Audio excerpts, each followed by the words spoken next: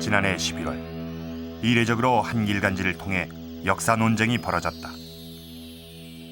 삼국사기를 그대로 믿을 순 없다는 주장과 삼국사기를 부정하는 것은 식민사관을 벗어나지 못했기 때문이란 주장이 팽팽히 맞섰다.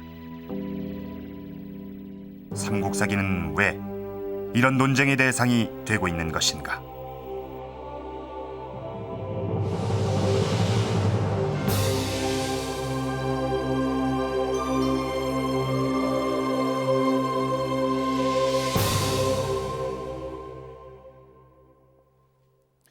삼국사기, 이 책에 대해서는 여러분들도 너무나 잘 알고 있을 겁니다. 1145년 고려 인종 때 김부식이 쓴 것으로 삼국의 역사를 기록한 책 중에서는 가장 오래된 역사책이죠. 그래서 고대사의 바이블이다 또는 고대 역사로 들어가는 창이다, 이런 이름들이 붙어 있습니다. 현존하는 역사책 중에서 고구려, 백제, 신라 삼국의 역사를 이만큼 자세하게 다룬 책이 없기 때문입니다. 하지만 뜻밖에도 이 삼국사기는 책이 쓰여진 때로부터 지금까지 약 800년이 넘도록 끊임없는 이 논란의 대상이 되어 왔습니다. 혹은 삼국사기의 내용이 잘못됐다고 하기도 하고, 혹은 삼국사기가 사실을 왜곡하고 있다고도 합니다. 그리고 혹자는 김부식의 사대주의적 역사관을 지적하기도 했습니다. 삼국사기에 대해 왜 이런 비판이 쏟아지고 최근까지 이런 논쟁이 계속되고 있는 것인지, 오늘 역사 스페셜에서는 이 삼국사기에 대해 자세히 알아보도록 하겠습니다.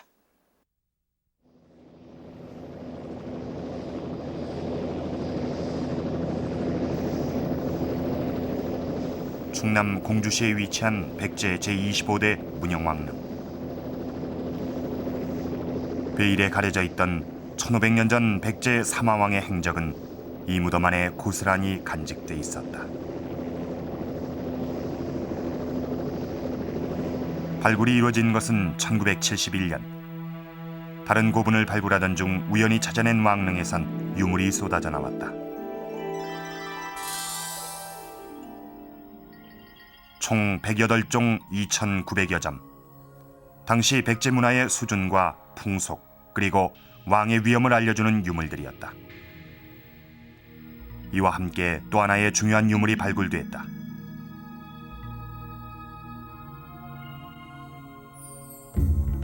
지석이었다.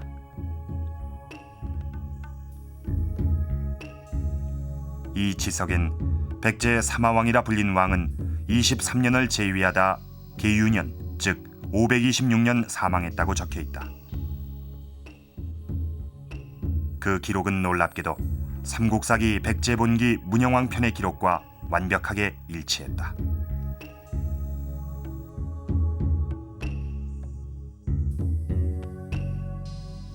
실로 위대한 발견이었습니다. 역사적인 발견이었습니다. 이 문영왕릉에 놓여있는 이 한 장의 지석, 연대가 뚜렷합니다. 지금까지 삼국시대에 많은 고분이 있습니다만 이것이 누구의 무덤이고 몇 년도 어떻게 묻혔다고 기록이 된 것은 이것이 유일한 것입니다. 또 한편으로 이 우리의 정사인 삼국사기에 나오는 기록과 이 지석에 나오는 기록이 하루도 틀리지가 않습니다. 따라서 삼국사기의 기록이 얼마나 정확하고 그 훌륭한 사료인가 하는 것을 이 지석이 또 증명을 해주고 있습니다. 고대사를 알게 하는 가장 중요한 책 삼국사기는 과연 어떤 책일까? 삼국사기는 1145년 김부식이 편찬한 이래 모두 5차례 판각이 이루어진 것으로 알려져 있다. 지금까지 전해지는 삼국사기 중 완질로 된 가장 오래된 판본이 이곳에 보존된 정덕본이다. 이거니까. 네.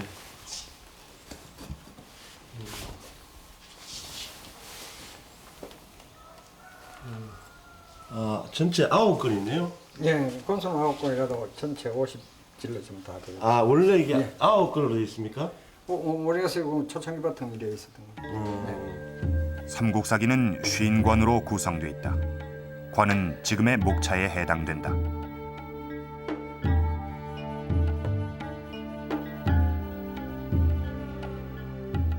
삼국사기의 쉰권을 다시 세분화해보면 크게 네 부분으로 나눠진다. 본기는 모두 28권. 이것은 다시 고구려와 백제, 신라로 나눠져 왕의 업적, 천재지변, 전쟁 등 내용이 연대순으로 기록돼 있다.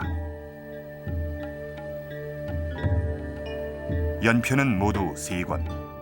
삼국의 왕들이 집권했던 시기를 서로 비교해 기록했다.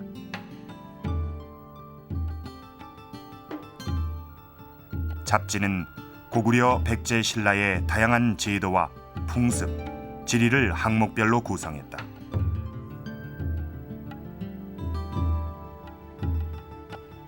모두 10권인 열전은 김유신과 을지문덕 등 삼국의 인물을 소개하고 있다.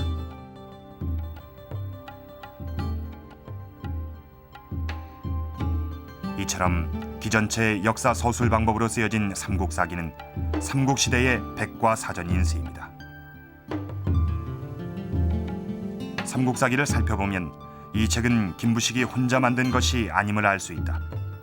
삼국사기 편찬에 참여한 10명의 학자들 이름이 적혀 있는 것이다.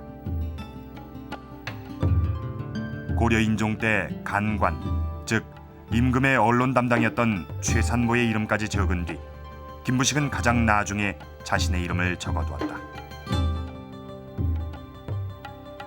또한 편찬자들은 전때의 역사 기록인 수많은 고기를 인용하고 있다. 삼국사기는 방대한 자료를 참고해 쓰여진 것이다. 아마 삼국사기가 우리 현재 전하지 않는다면은 우리 한국 고대사에 대한 구체의 실상은 전혀 알 도리가 없을 겁니다. 그런 면에서 삼국사기는 우리 한국사가 이 고대사를 흘러온 과정을 구체적으로 우리에게 알려준 아마 가장 기본적인 책이 아니겠는가. 그러니까 그것이 만약 없었다면은 우리 역사 공부하기가 무척이 아니라 불가능했다고 봐야지요. 방대한 자료를 토대로 여러 편찬자들의 손에 의해 만들어진 삼국사기는 최근 CD롬 한 장으로 볼 수 있게 됐다. 목차에서 선택하고 그 밑에로는 이제 수레 밑에 각각 다시 품계별로 진골은 수레 제목은 자단, 침향을 쓰지 못하고 대모를 붙일 수 없고 바닥 깔개도 나오네. 예, 깔개로는 능, 견, 이하만을 쓰고 두 겹 이상을 해서도 안 되고 이번엔 호랑이란 단어를 입력해봤다. 나온 거였고요. 이거는 주로 호랑이가 가을에 많이 나타나네요. 호랑이 가을에 많이 나타난다고요? 예, 아까 기사들이 검색 결과 가을 모두 시간으로 22건이 나왔다. 때가 돼서 삼국시대 호랑이에 대해 상세하고 새로운 정보를 얻을 수 있었다.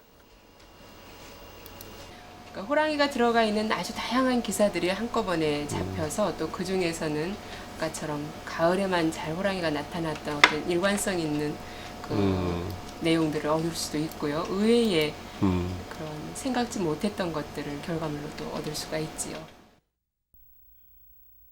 고대 복식사에 있어 획기적인 논문을 발표한 박선희 교수. 삼국사기의 위력은 박 교수의 논문에서도 드러난다. 삼국사기 색복조를 통해 면섬유가 이미 신라시대부터 있었음을 밝혀낸 것이다. 여기엔 신라가 생산한 직물 가운데 면과 견을 합성한 면주포가 등장한다. 삼국사기가 없었다면 알아낼 수 없었을 내용이다. 우리는 일반적으로 고려시대 문익점이 목화를 전래하기 이전까지 한민족은 면섬유를 생산하지 못한 것으로 알려져 있지 않습니까? 그런데 신라 사람들이 이 당시 이미 면을 생산했고 또 실크와 합성섬유를 만들고 또 면으로부터 솜을 생산해서 옷에다가 사용했다고 하는 것은 대단히 놀라운 일입니다. 삼국의 제도, 풍습, 전쟁 인물 등 수많은 정보를 수록한 삼국사기. 삼국사기는 바로 고구려, 백제, 신라의 역사로 들어가는 창이다. 이 고대사를 이해하는 데 가장 중요하고 또 방대한 역사책인 삼국사기는 그러나 어찌된 일인지 이 쓰여진 때로부터 오늘까지 800년이 넘도록 이 비판의 대상이 되어 왔습니다. 그 비판 중에 하나가 김부식이 역사 기록을 조작하고 날조했다는 지적입니다. 삼국사기를 쓰면서 이 기본 자료로 삼은 다른 여러 역사 기록들을 자기 주관에 따라서 바꿔버렸다는 것입니다.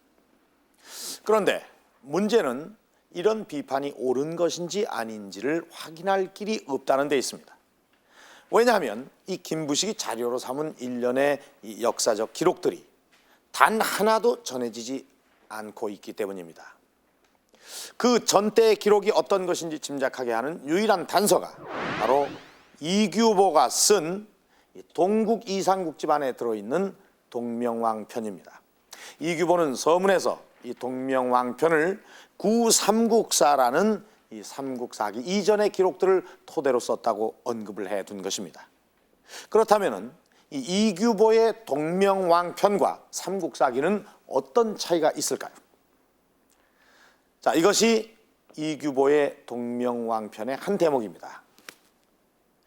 7월에 홀령에 검은 구름이 피어 7일 만에 운무가 거치고 성곽 궁실이 자연히 이루어져.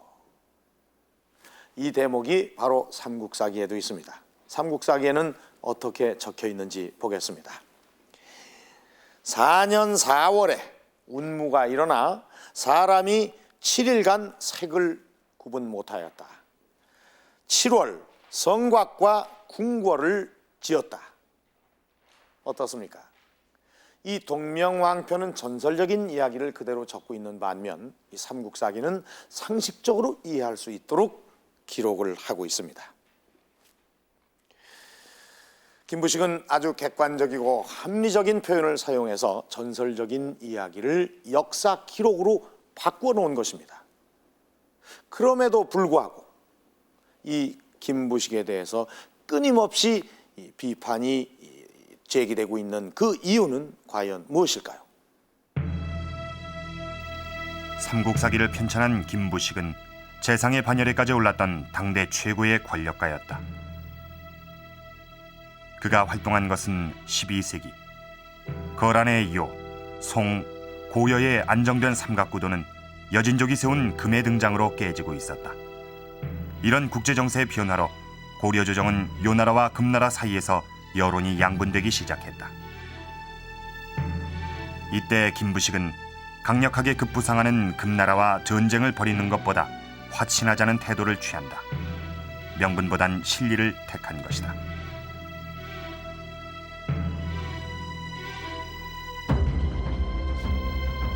그 무렵 고려엔 중대한 사건 하나가 발생한다. 왕실을 개혁하고 오랑캐구인 금나라 정벌을 위해 서경천도를 단행하자는 묘청이 난을 일으킨 것이다.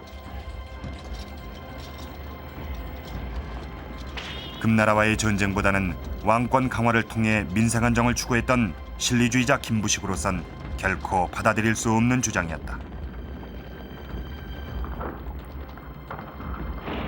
결국 묘청의 난은 김부식에 의해 진압됐다. 그러나 이 사건을 두고 근대사학자 신채호는 김부식이 사대주의자라며 강하게 비판했다. 역사를 식민지 시대를 청산할 투쟁의 방법으로 삼은 신채호는 김부식 때문에 조선의 강토가 줄어들게 됐다고 주장했다. 김부식의 사대성 논쟁은 바로 여기서 출발했다.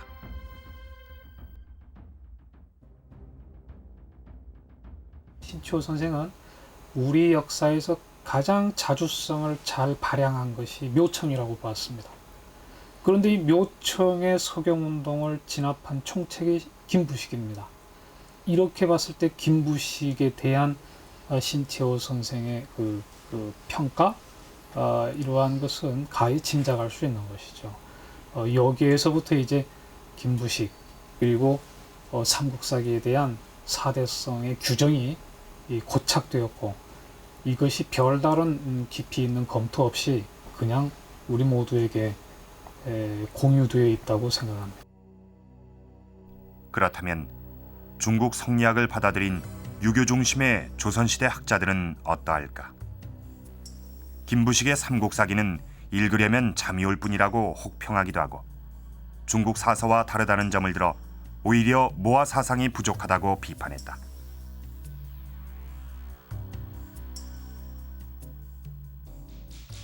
중화주의를 극복한 조선 후기 실학자들의 의견은 또 달랐다. 도리어 중국 사설을 그대로 베껴 자주적이지 못하다는 정반대의 지적을 하고 있다.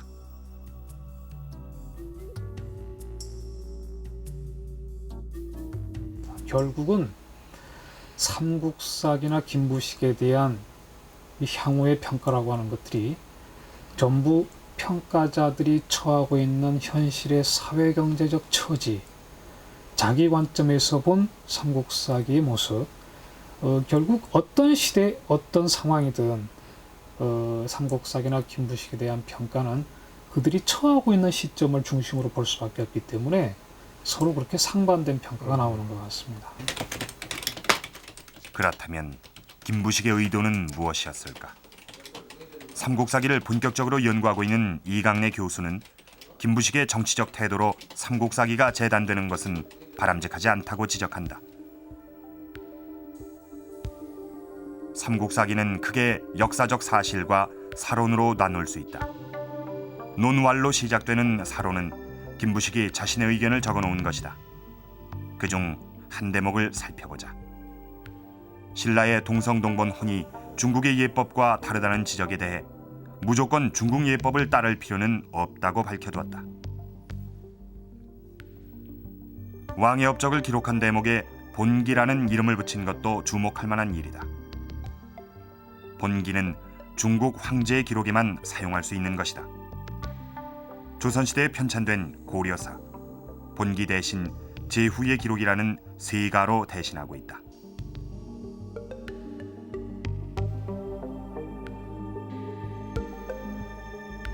더욱이 우리 고기와 중국 기록이 상반되는 대목에선 거의 예외 없이 고기에 대한 신뢰를 보내고 있다.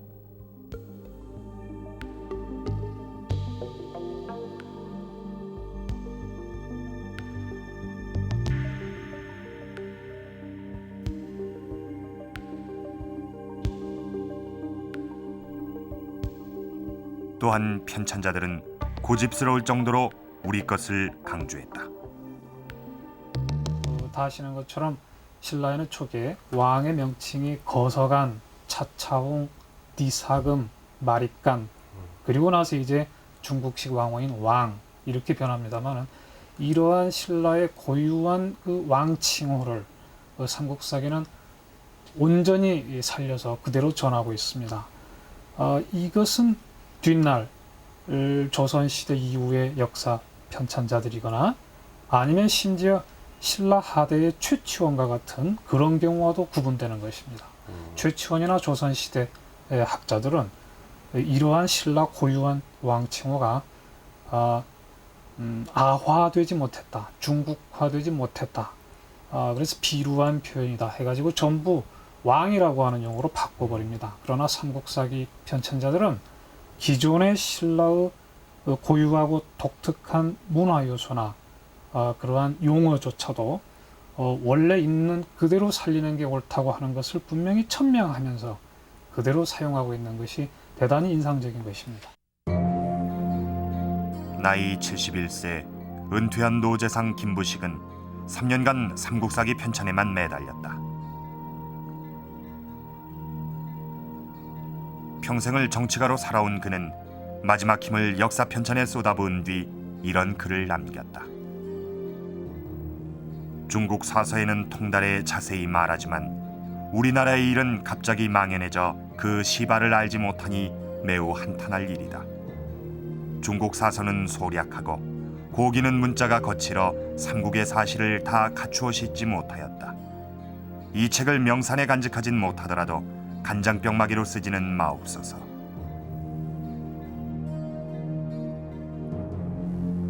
명산에 간직하지는 못하더라도 간장병 마개로 쓰지는 말아달라. 김부식이 어떤 마음으로 삼국사기를 썼는지 짐작이 가는군요. 인종에게 삼국사기를 바치면서 아주 겸손하게 얘기했지만 간장병 마개로 쓰지 말아달라는 것은 그만큼 최선을 다해 썼고 부끄럽지 않다는 뜻일 겁니다. 이 조선시대 말까지 삼국사기에 대한 비판은 김부식 개인에게 집중이 돼 있었습니다.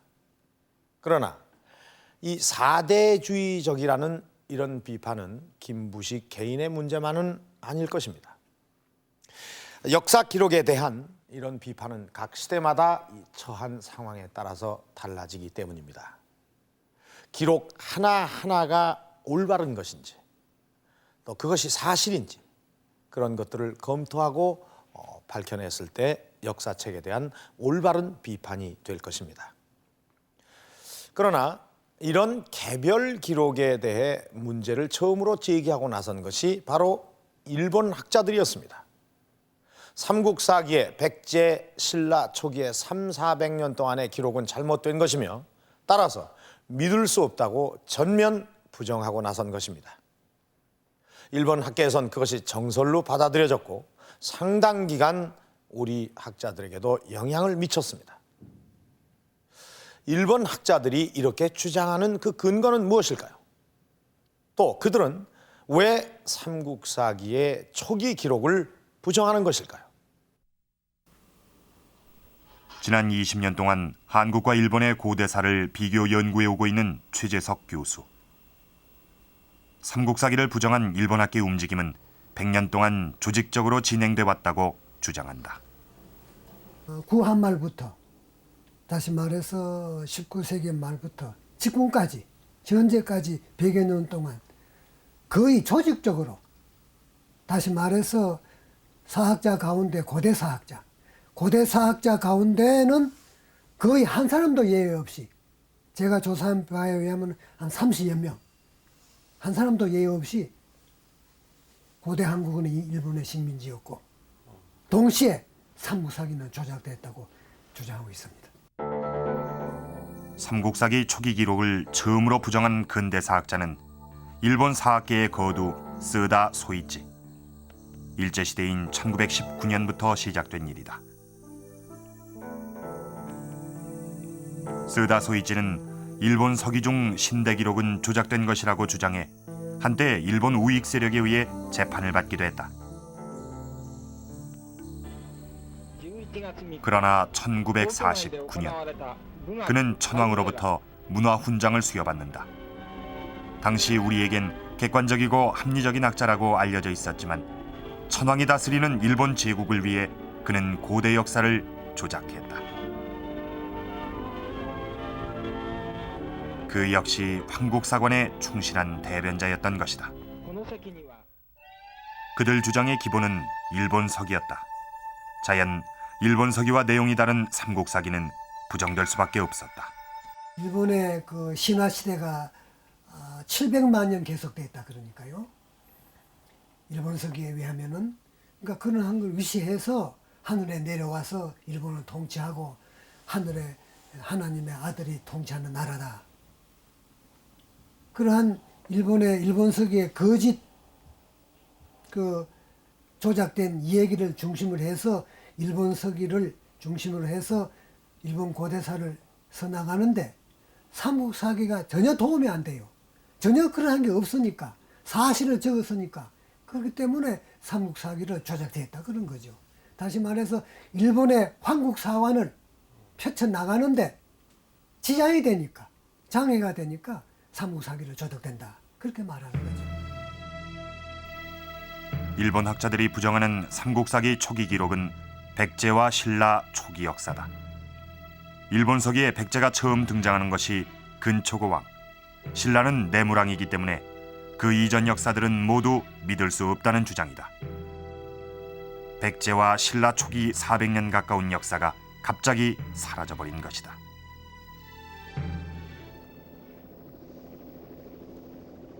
일본 학자들은 임나일본부설을 위해서도 삼국사기 초기 기록을 부정해야 했다. 4세기 야마토 정권 시절 왜가 한반도 남부를 지배했다는 것이 임나일본부설이다.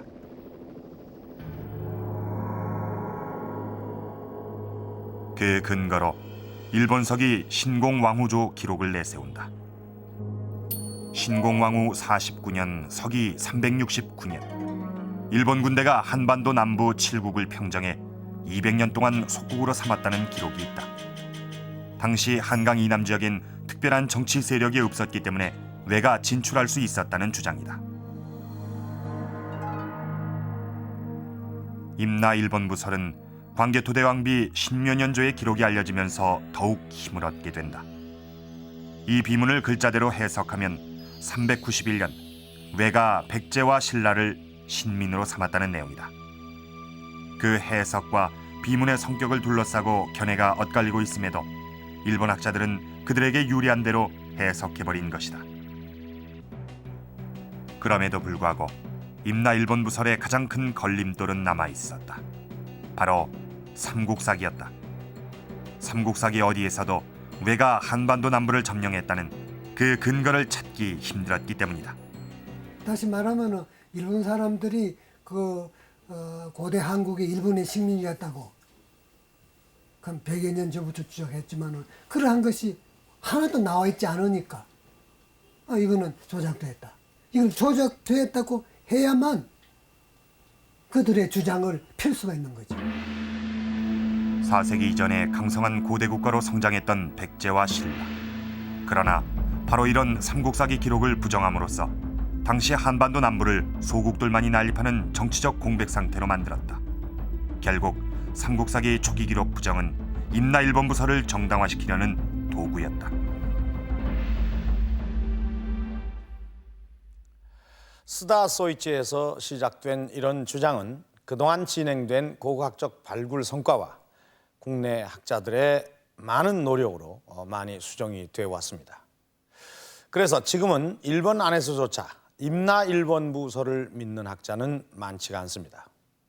그런데 또 학자들 중에서는 또 다른 이유를 들어서 삼국사기를 믿을 수 없다고 주장하기도 합니다. 삼국사기를 보면은 이렇게 연대가 표시되어 있고 어떤 곳에는 이 월까지 나와 있습니다. 이 요즘같이 달력이 없던 시대에 어떻게 날짜를 정확하게 기록할 수가 있었겠느냐. 아마도 김부식이 필요에 따라서 제 마음대로 날짜를 써넣었다.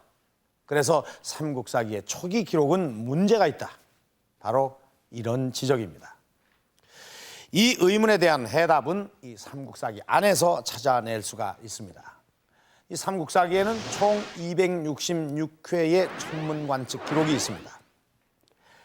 인류식지, 그러니까 일식에 관한 기록도 있고 또 유성이나 운석이 떨어진 기록도 있습니다. 해성 출현에 관한 그런 기록도 적어 놓았습니다. 자, 이 기록들이 실제 일어난 현상인지, 만약 실제 일어난 것이라면 중국의 천문 기록과는 어떤 차이가 있는지 확인해 보도록 하겠습니다.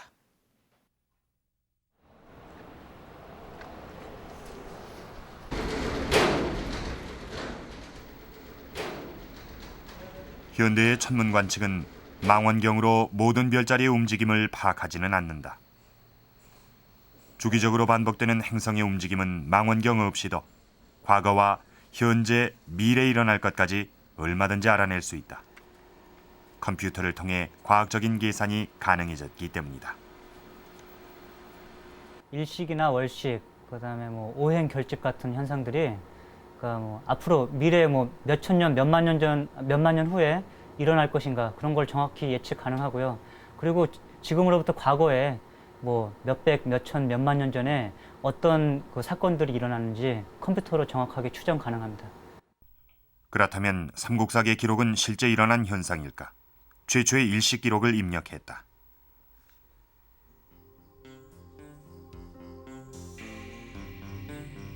이것이 기원전 54년의 일식 모습이다. 삼국사기 기록과 정확하게 일치했다.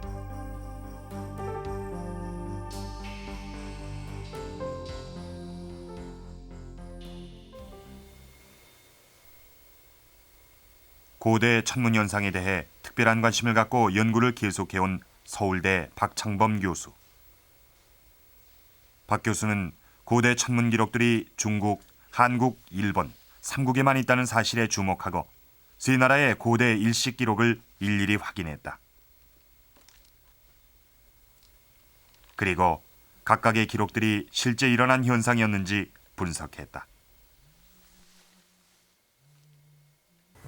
전체적으로 봐서 삼국사기에 있는 일식 기록은 한 80% 정도가 실제로 일어났던 기록이고 중국 기록은 한 75%, 그리고 일본 기록은 한 45%그 정도에서 일본 기록은 반 이상이 안 일어난 거고요. 그런데 특히 삼국사기의 초기 기록, 한 AD 200년 정도까지 초기 기록을 보면은 89% 정도가 실제로 일어난 기록입니다. 그래서 삼국사기가 주변 국가의 다른 사서들보다 훨씬 더 신뢰성이 높다, 이렇게 우리가 얘기할 수 있죠. 그런데 일식은 지구상 여러 지점에서 관측이 가능하다.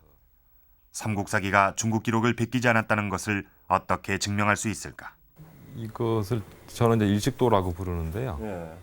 이제 지구상의 각 지점에서 어느 한 일식이 일어날 때 각 지점마다 볼 수 있는 일식의 최대 식분, 그것들을 나타낸 거죠. 이 안에 잔점을 찍은 데가 일식 중에서 계기일식을 볼 수 있는 지역이고요. 계기일식. 예, 여기서 굵은 선이 90%, 70, 50, 30% 이렇게. 50, 30은 그러니까 부분일식이라는 겁니까? 예, 그 지역에 있는 사람은 부분일식을 볼 수가 있죠. 그래서 50% 지역에 있는 사람은 태양의 지름 중에서 반이 가리는 것을 볼 수 있는 지역을 지금 표현하고 있는 겁니다. 그럼 이쪽으로 가면 제로가 나오게 되는데 이런 쪽은 어떤 겁니까? 안 보이는 겁니까? 지금 이 일식 경우에는 이 네모 안에 있는 모든 지역에서 부분 일식까지 볼 수 있는 거고요. 이런 일식 경우에는 이 지역에서 지금 선이 끝나 있는데 이 지역에서는 일식을 볼 수가 없는 지역이죠. 그러니까 우리나라 같은 경우는 일식을 볼 수 없는 지역이 우리나라에서 일식을 볼 수 있는 곳과 볼 수 없는 곳을 표시한 일식도. 이 일식도를 이용하면 관측 지점을 알 수 있다.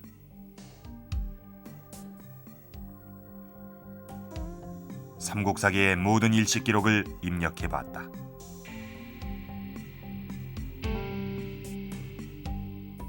결과는 관측 지점이 모두 다르게 나타났다. 고구려, 백제, 신라 모두가 중국이나 일본의 관측 지점과 달랐다.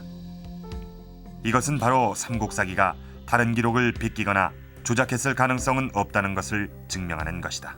실제로 일식이 어디서 일어났느냐 하는 것을 알고 있는 사람만이 그걸 할 수가 있는데 지금 우리가 컴퓨터를 사용해 가지고 일식 상황을 정확하게 알 수 있는 그 정도 지식이 아니고서는 제 생각에는 도저히 그렇게 임의로 일식 기록을 베낀다든지 또는 만들어내 가지고 그렇게 지역적인 차별을 줄 수 없다고 생각을 합니다. 만약에 김부식이가 중국 걸 그대로 뺏겼다 그러면 어떤 현상이 나는 겁니까?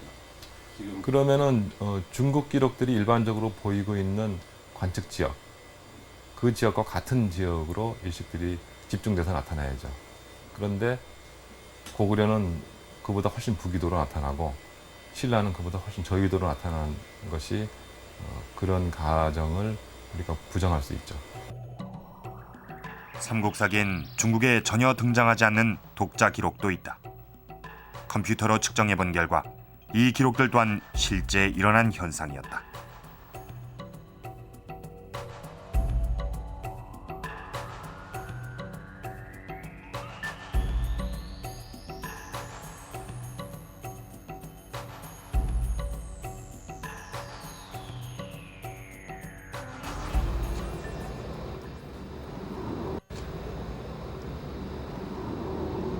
독자 기록 중엔 낮에 태백성을 봤다는 태백 주현 현상도 있다. 태백성이란 금성을 가리킨다. 낮에 금성을 관측하는 것은 가능한 일일까? 낮에 관측하기는 상당히 어렵거든요. 왜냐하면은 태양빛이 너무 밝아서 금성이 잘 보이지 않습니다. 그리고 낮에 만약에 관측을 하고 싶다면은 그 금성의 정확한 좌표를 사전에 미리 알아서 그 지점을 정확하게 관측을 해야만 관측을 할 수가 있습니다. 그러면 육안으로도 가능한 겁니까? 물론 가능합니다. 그러니까 저녁 때는 잘 보이겠지만은 낮에는 이제 겨우 보일 정도죠. 낮에 금성을 육안으로 확인하려면 최소한 두 가지 조건이 충족돼야 한다. 하늘이 짙푸른 빛을 띠는 가을과 겨울, 즉 계절적인 조건과 금성이 밝아지는 주기를 미리 알고 있어야 한다. 224년 12월로 기록된 삼국사기의 태백주현. 놀랍게도 금성에 밝아지는 주기와 일치했다.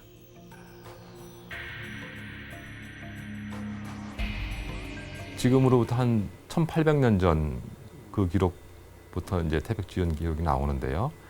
그 시기의 기록에 우리가 실제로 계산으로 확인이 되는 그런 천문현상 기록들을 남겼다는 것이 저한테 굉장히 흥미롭고 또 거기 있는 기록들이 굉장히 대견하게 느껴졌었죠. 그렇다면 삼국시대에는 행성의 주기를 계산할 수 있는 천문 관측 기술이 있었을까? 고조선시대 유적을 연구 중인 이용복 교수. 삼국 이전에 벌써 수준 높은 천문 관측 기술이 있었다고 추정한다.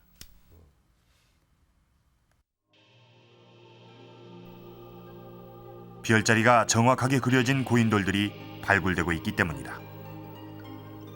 지난달 초 확인된 이 고인돌 별자리는 기원전 15세기 유적으로 추정되고 있다. 뭐 삼국시대 초기는 엄청난 그런 수준 높은 관측이 진행되지 않았겠느냐 하는 생각을 합니다. 왠가니 그게 단순히 그 별자리 관측만으로 끝난 것이 아니라 물론 이제 신앙적인 대상으로서의 별을 관측했겠죠. 그렇지만 더 실제적인 것은 우리 정착민족으로서 농사를 짓는 그러한 생활에서 빼놓을 수 없는 것이 별자리 관측입니다. 그래서 그 당시의 수준은 현재 역과 관련시켜서 비교한다고 하면 상당히 높은 수준의 관측도 이루어지고 그 당시의 사람들의 어떤 과학적인 수준도 높지 않지 않겠느냐 하는 그런 추정을 할 수가 있습니다. 기원전의 천문현상까지 기록으로 남겨둔 삼국사기. 이것은 삼국사기 초기 기록을 부정할 수 없는 또 하나의 증거다. 그동안 많은 연구자들에 의해서 삼국사기 초기 기록의 문제는 하나씩 해결이 돼가고 있습니다. 그렇다고 모든 문제가 다 해결된 것은 아닙니다. 최근 국내 중견 사학자들 사이에 논쟁이 뜨겁게 벌어지고 있습니다. 삼국사기의 모든 부분을 그대로 따를 것인가? 아니면 믿을 수 있는 것만 부분적으로 선택해서 따를 것인가? 최근의 논쟁은 바로 이런 것입니다. 이 책은 여러분이 잘 알고 있는 삼국지 위지 동의전입니다. 280년경에 중국 사람 진수가 쓴 것으로 삼국사기와는 달리 이 당대 기록이라는 점에서 삼국의 초기 모습을 알 수 있는 중요한 책입니다. 이 책 안에 이 삼한을 기록한 이 한조에 따르면 3세기경 이 백제와 신라의 모습은 이렇습니다. 당시 한반도의 이 남부 모습은 70여 개의 소국으로 나뉘어져 있고 또 권역별로 이 소국들이 연맹체를 이루어서 마한, 진한, 변한으로 묶여져 있습니다. 자, 이것이 우리가 지금까지 배우고 알고 있던 삼국의 초기 모습인데요. 지금까지의 통설입니다. 그런데 이 통설이 잘못됐다는 그런 주장이 제기되고 있습니다. 그 주장의 근거는 바로 삼국사기입니다. 구체적으로 이 삼국사기, 백제본기와 신라본기를 살펴보면은 이미 AD 1세기에서 2세기에 걸쳐서 주변 국가들을 통합해 나가고 있음을 알 수가 있습니다. 이런 기록을 바탕으로 3세기 한강 이남 지역 상황을 그려보면 대략 이런 모습이 됩니다. 자, 삼국지 이 한전의 모습과는 전혀 딴판인 그런 상황이죠. 삼국지 위지 동의전에 의하면 3세기까지의 신라, 백제가 조그만 소국에 불과했는데 삼국사기 초기 기록에 의하면 백제, 신라는 주변 지역을 통합한 상당한 세력으로 성장해 있습니다. 자, 최근 논쟁의 핵심은 바로 여기에 있습니다. 당대 기록인 삼국지와 12세기의 기록인 삼국사기. 과연 어느 기록을 더 믿어야 하는 것일까요? 최근 논쟁을 불러일으킨 서강대 이종욱 교수. 그는 왜 삼국지 위지 동의전을 근거로 한 통설을 부정하는 걸까? 삼국사기가 저술된 편찬된 시기는 1145년이고 삼국지 하한조가 편찬된 시기는 280년대입니다. 정확한 연대는 모르지만 280년대입니다. 그렇기 때문에 이 280년대까지의 역사는 삼국지 하한조의 기록을 통해서 연구하는 것이 타당하다. 사료적인 가치가 더 삼국지 하한조가 높다. 이런 주장을 하는 것이 일반적인 통설입니다. 그러나 이 고려의 역사를 송사의 열전으로 연구할 수 없고 이 조선의 역사를 명사나 청사의 그 조선 열전으로 연구할 수 없듯이 이 삼국지 하한조에 나오는 그 기록을 가지고 바로 3세기까지의 이 한반도에서 벌어졌던 역사를 연구한다는 건 문제가 있다 하는 것입니다. 그리고 이 삼국지 하한조의 기록은 그 기록을 한번 검토해 보면은 그 안에 그 백제나 신라, 뭐는 삼한 지역의 어떤 왕 이런 이야기들이 없습니다. 왕이 계보 이런 것도 없습니다. 중국 사람들은 이 백제나 신라의 정치적 성장 또는 뭐 삼한 지역의 정치적 성장 관심이 없었던 것입니다. 그 원인을 이 교수는 삼국지의 편찬 목적에 두고 있다. 문제가 되고 있는 한전은 삼국지 제30권 위지. 그 중에서도 동이전 끝부분에 실려 있다.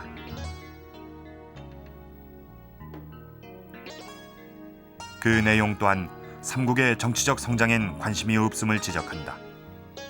막노국의 이름이 2번 나오기도 하고 변한과 진한을 합한 나라가 24국이라 했지만 실제는 26개국. 변한, 변진, 이름을 혼동한 대목 등 국가 관련 사항을 일관성 없이 허술하게 다룬 대목을 그 근거로 제시하고 있다. 이런 부정확한 기록이 실린 것은 당시 위나라와 삼한 지역 사이에 직접적인 접촉이 없었기 때문으로 보고 있다. 위나라는 낭랑 대방을 통해 무역에 필요한 간접적인 정보를 입수할 뿐이었다고 주장한다. 사실 삼국지 찬자들이 직접 삼한 지역에 와서 견문하고 이 책을 쓴 것이 아닙니다.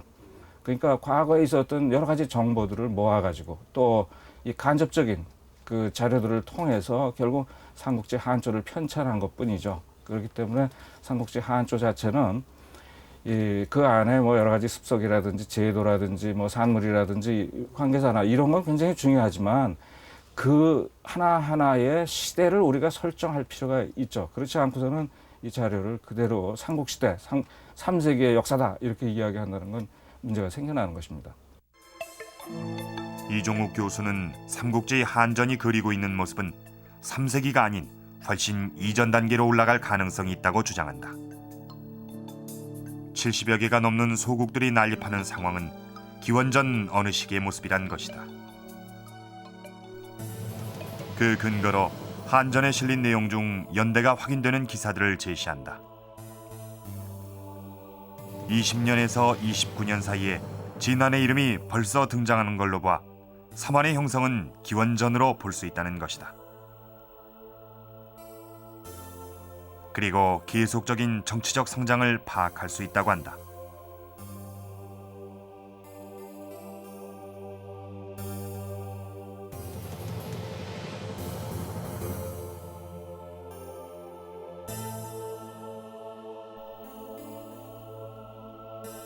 (3세기) 이르면 한은 대방태수를 전사시킬 정도로 성장해 있었다. 삼국지 기록대로 소국 상태의 국가라면 불가능한 일들이란 것이다. 삼국지 하한조의 기록을 따르면 3세기까지 각 지역에 모두 소국들입니다. 신라도 소국이고 사로국이라는 소국이고 백제도 이 조그만 백제국이라는 소국으로 되어 있습니다. 그렇기 때문에 이 삼국지 하한조를 따를 경우에는 하고 삼국사기 초기록을 따를 경우하고 만들어지는 역사상이 완전히 달라지는 걸 우리가 알 수가 있습니다. 삼국사기에 의하면 백제와 신라는 기원 전부터 주변국들을 병합해 세력을 확장하기 시작한다. 따라서 3세기에 이르면 백제는 이미 충청권까지, 신라 또한 경북 일대를 통합하고 있다. 이번 논쟁의 또 다른 당사자인 경북대 주보돈 교수. 한국고대사학회 회장이기도 한 주 교수는 삼국사기에 있는 모든 기록을 있는 그대로 믿을 수는 없다고 밝힌다.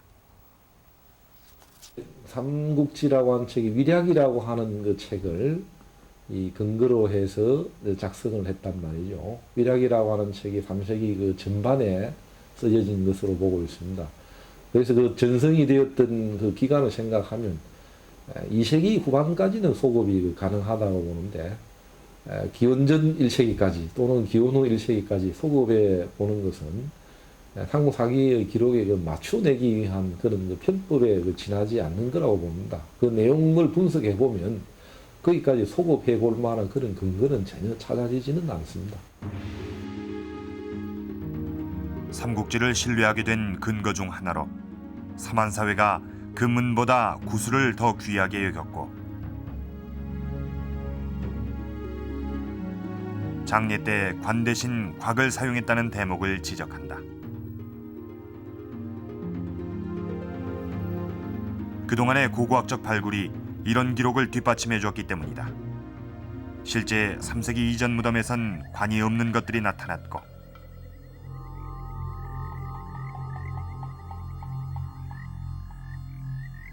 다양한 형태의 옥장신구들이 출토됐다. 그러나 금과 은은 출토되지 않았다는 것이다.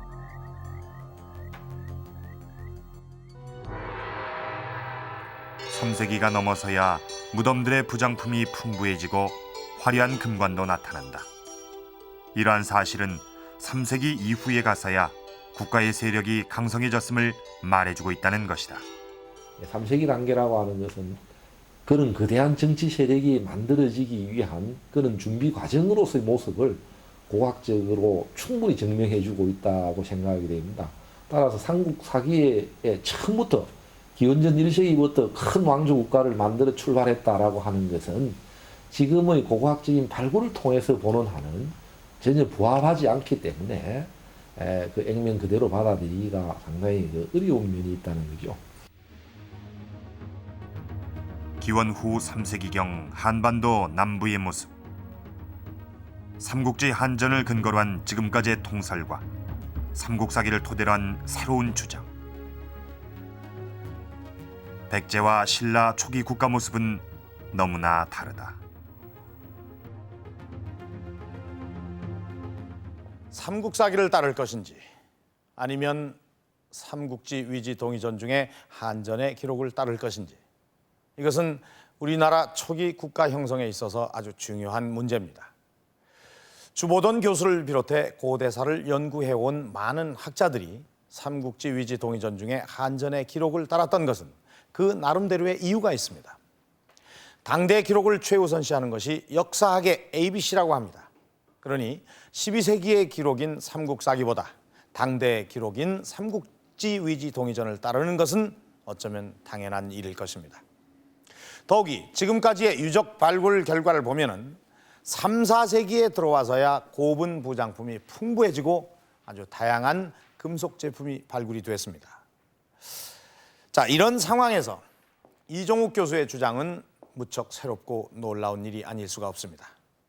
이 교수의 주장대로 이 삼국사기의 초기 기록을 믿게 되면 지금까지 알고 있던 많은 것들이 바뀌게 됩니다. 삼국의 국가 형성 연대도 새롭게 조정이 돼야 하고, 또 토기를 비롯한 각종 유물들의 연대도 새롭게 정리가 돼야 하는 것입니다. 이 교수의 주장이 맞는다면 그것은 우리 고대사의 체계 자체를 바꾸는 일대 지각 변동을 예고하는 엄청난 사건인 것입니다. 그렇다면 그 진실은 과연 무엇일까요? 최근 이 논쟁의 해답을 제시할지도 모를 아주 중대한 발굴이 진행됐습니다. 지난해 아파트 공사를 하던 중 발굴된 풍납토성. 거대한 성벽과 다량의 백제 유물들이 쏟아져 나오면서 학계의 이목이 집중됐다. 백제 초기 것으로 보이는 기와, 상당한 지위의 관직 명칭으로 추정되는 대부라는 글씨가 새겨진 토기, 그리고 제사터로 알려진 여자형 건물터도 있다. 그와 함께 왕궁제사에 사용하는 말머리뼈도 발굴됐다. 이로써 풍납토성은 백제 초기 500년 한성도읍지의 왕궁터일 가능성이 한층 높아졌다. 그런데 더욱 놀라운 것은 이 성의 규모였다. 폭 40m, 높이가 최고 9m에 이르는 성이 2.2km나 이어져 있다. 허물어져 나간 곳까지 계산하면 3.5km에 이른다.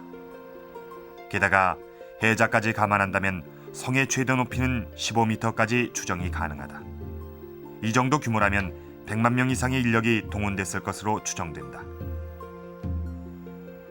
그렇다면 도대체 언제 만들어진 것일까? 이것은 삼국사기 초기 기록의 신빙성을 가늠하는 중요한 문제다. 발굴조사단은 지하 300~400m 뻘층에서 축조연대를 풀어줄 단서를 찾아냈다. 바로 성을 쌓을 때 사용한 판축용 목재였다. 오랜 세월 동안 뻘층에 묻혀 있어 부식되지 않고 남아 있었던 것이다. 이 목재의 탄소 연대 측정을 실시했다. 탄소 연대 측정은 방사성 동위 원소를 이용해 유물의 연대를 알아내는 방법이다. 이제 이 탄소 연대는 말이죠. 우리가 이제 어떤 과학적인 원리에 의해서 이루어지는 것이고, 또 저희뿐만 아니라 전 세계적으로 약 200군데에서 일을 하고 있습니다. 그렇기 때문에 이 자체에 대한 그 논란은 있을 수 없는 것이고요. 다만 이런 오차 문제가 있는데, 이것은 동일한 지역에서 많은 시료를 우리가 동시에 분석하게 되면은 그만큼 오차를 줄 수가 있습니다. 그래서 그 오차는 약 50명까지 줄 수가 있기 때문에 그 연대 폭에 대한 믿음성은 충분히 과학적으로 증명할 수가 있다고 생각됩니다. 문화재연구소는 가능한 오차 범위를 줄이기 위해 실험에 실험을 거듭했다. 그 결과 풍납토성의 축조연대는 오차 범위를 감안하고서도 기원전 2세기까지 올라가는 놀라운 결과를 얻어냈다. 지금까지는 기록만 가지고 시비를 했다 이겁니다. 그래서 유구와 유물을 찾았을 때는 다시 그 기록을 검토해 보는 것이 당연하죠. 그래서 이제 새로운 연구를 해야 되지 않느냐 하는 그런 입장에서 삼국사의 기록을 한 번 더 검토를 해볼 필요가 있다. 뭐 이런 얘기죠. 기원 전후에 시작해 최소한 2세기 이전에 토성이 완성됐다는 연구 결과는 지금껏 통솔로 삼아온 삼국지 한전의 기록으로는 설명할 수 없다. 백제를 마한의 소국 중 하나로 기록하고 마한 일대엔 성곽이 없었다고 적어놨기 때문이다.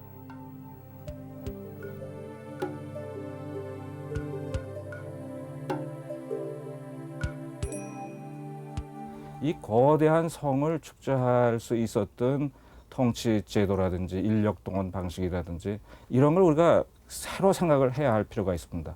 그동안 삼국지 한조에 익숙해 가지고 이 백제라는 나라가 3세기까지 하나의 소국이었다 이런 생각만 해온 그 연구 체계로서는 이 풍납토성과 같이 거대한 성을 설명할 수가 없습니다.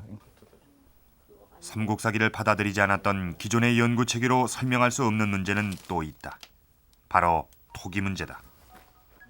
3세기 유물로 알려진 전형적인 백제 토기, 즉 삼족 토기뿐 아니라 지금까지 소위 원삼국시대로 분류해온 토기들이 한꺼번에 대량으로 발굴되는 이런 상황은 풍납토성이 처음이다.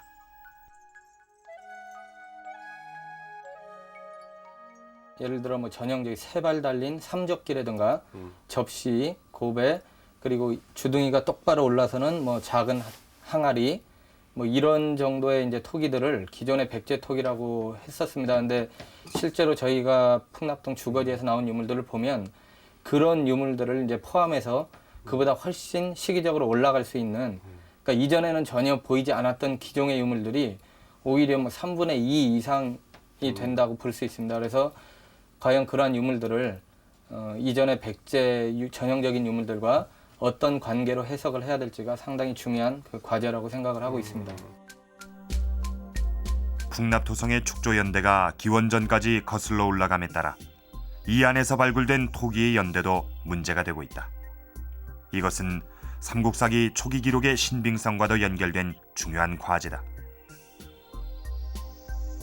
삼국사기에 의할 것 같으면은 고구려가 기원전 37년, 신라가 기원전 57년, 백제가 기원전 18년이라는 그 나라가 설립되는 연대를 이제까지 그 고대사학자들은 잘 믿지 않았습니다. 그 대신에 태조왕, 내물왕, 고유왕 때 적어도 4세기에 그 신라, 백제, 고구려가 성립돼 왔을 거다 하는 얘기를 했는데, 실제 그 풍납토성이 만약에 그 고고학자들의 손에 의해서 그 연대가 올라가고 또 그것이 고대사학적으로서도 입증이 될 수가 있다면은 이제는 한국의 삼국시대의 기원, 그것은 삼국사기설이 맞다고 우리가 볼 수가 있겠죠. 그래서 거기에 의존해서 이제는 긍정적인 역사관을 우리가 만들 필요도 있지 않겠는가 하는 것이 제 소박한 생각입니다.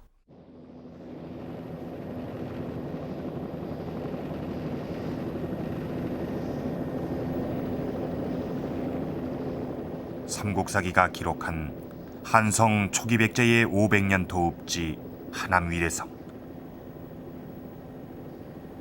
바로 그 성이 이 풍납토성으로 밝혀진다면 삼국사기는 다시 한번 새롭게 태어나는 계기가 될 것이다.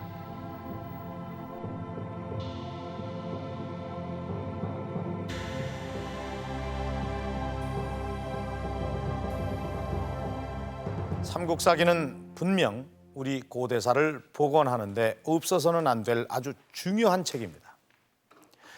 따라서 삼국사기를 둘러싼 의문들을 해결하는 일을 결코 회피하거나 포기할 수는 없는 일입니다. 격렬한 논쟁이 붙고 또 여러 학자들의 연구 결과 문제점들이 지적된다고 해서 삼국사기의 가치가 떨어지는 것은 아닙니다. 도리어 끊임없이 계속되는 비판과 논쟁은 삼국사기의 이해를 더욱 깊게 해주는 일이 될 것입니다. 풍납토성의 발굴과 함께 불붙고 있는 이 최근의 논쟁은 그런 면에서 우리 모두가 주목해야 될 것입니다. 삼국사기의 진실은 무엇인지, 이 논쟁으로 우리 고대사가 한층 더 구체적인 모습으로 우리에게 다가서게 되기를 기대해 봅니다.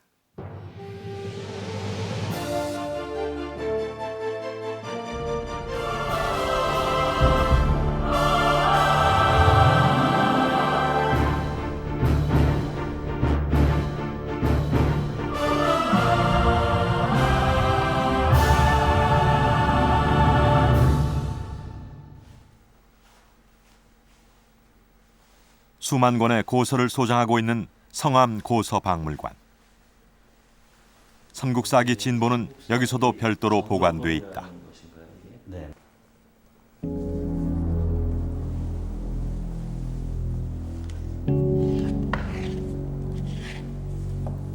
조심스럽게 책을 싼 종이를 열면 삼국사기는 모습을 드러낸다.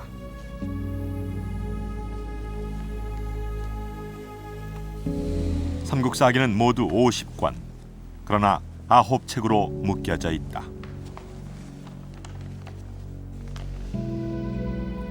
이 책이 남아 있었기에 우리의 고대사도 온전할 수 있었다.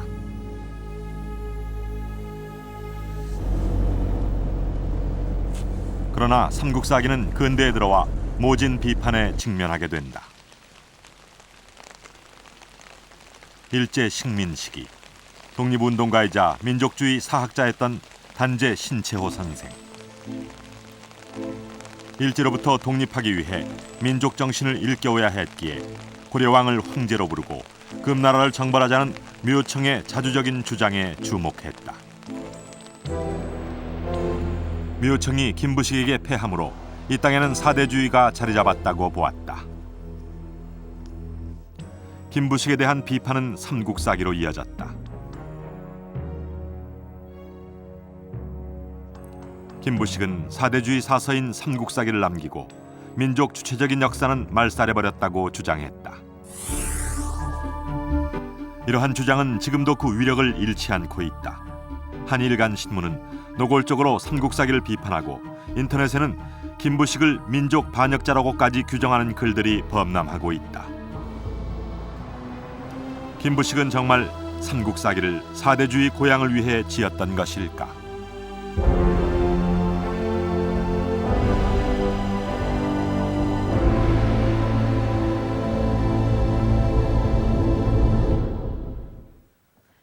오늘은 여러분이 너무나 잘 아시는 삼국사기에 대해서 이야기할까 합니다. 삼국사기는 고려 인종 때 김부식이 쓴 우리 역사에서 가장 중요한 사서입니다. 이 책이 없었다면 우리 고대사의 많은 부분은 흔적도 없이 사라졌을지도 모릅니다. 그러나 삼국사기는 그동안 수많은 부정적인 평가에 시달려왔습니다. 저자 김부식이 사대주의자이기에 삼국사기도 사대주의에 물든 역사서라는 것입니다. 심지어 저자인 김부식이 사료를 조작했다는 비난까지 있었습니다. 고등학교 국사 교과서인데요. 여기에 이런 구절이 있습니다. 묘총 등이 패하고 김부식이 이겼으므로 조선사가 사대적, 보수적, 속박적 사상인 유교 사상에 정복되고 말았다. 민족주의 사학자 신채호 선생의 주장입니다. 그런데 과연 김부식에 대한 이런 평가는 타당한 것일까요? 또한 삼국사기는 사대주의자가 왜곡한 사서에 불과한 것일까요? 오늘은 삼국사기에 대한 그동안의 비판이 과연 근거가 있는 것인지 하나하나 살펴보도록 하겠습니다.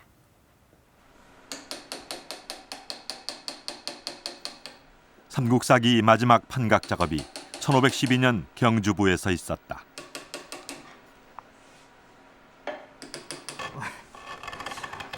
전체 50권 분량의 책을 만들기 위해서는 1000장가량의 목판을 일일이 새겨야 한다.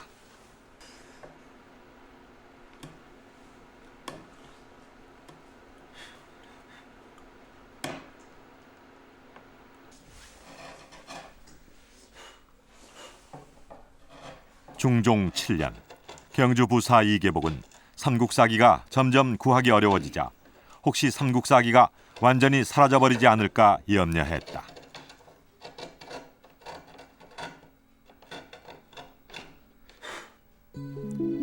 삼국사기를 새로 인쇄해 펴내기로 하고 여러 고을에 나누어 판을 새기도록 했다.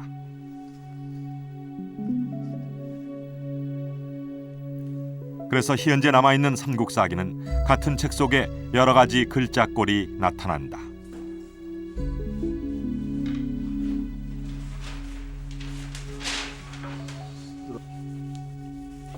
지금 전해지고 있는 삼국사기는 대부분 이때 목판에서 인쇄해 만들어진 것이다.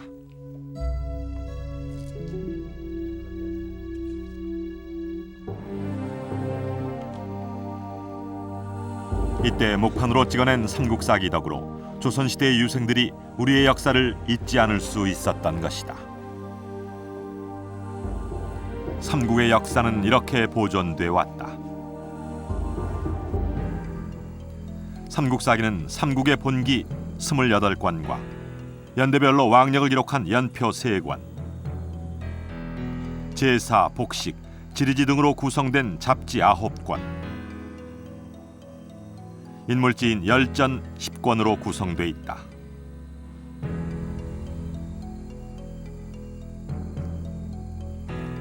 호물 525호인 옥산서원 소장 삼국사기.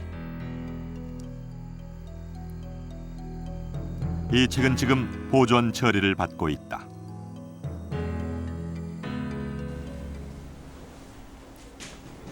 문화재 복원을 전문적으로 하는 정제문화재연구소.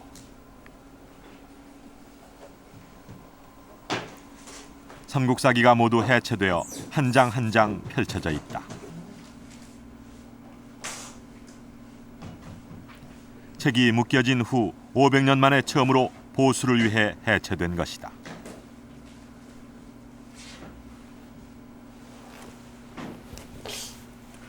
맞아요. 500년 동안 서원의 유생들이 넘기고 보았을 삼국사기는 곳곳이 닳아 없어지고 찢어져 있다.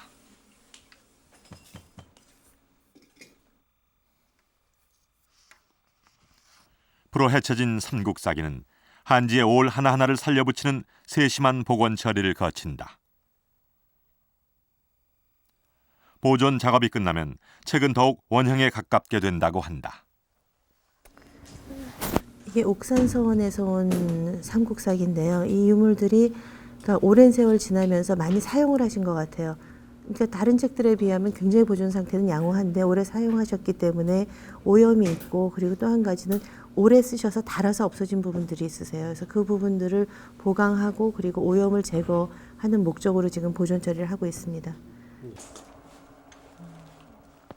삼국사기 한 장 한 장이 매우 소중하게 처리되고 있다. 그런데 책이 만들어지던 고려 시기에도 삼국사기 편찬은 매우 가치 있는 일로 여겨졌다.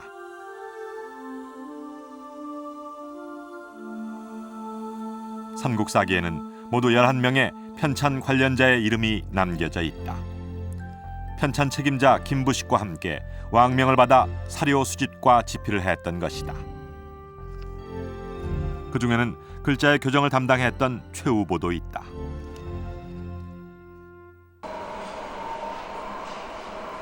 최우보의 묘지명은 국립중앙박물관에 소장돼 있다.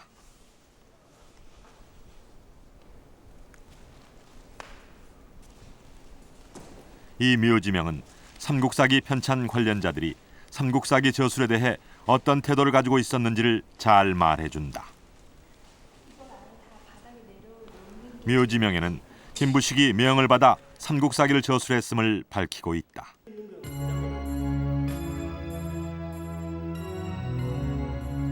최 후보는 교정을 보면서 여러 가지 문제를 찾아 바로잡는 공을 세웠다고 한다.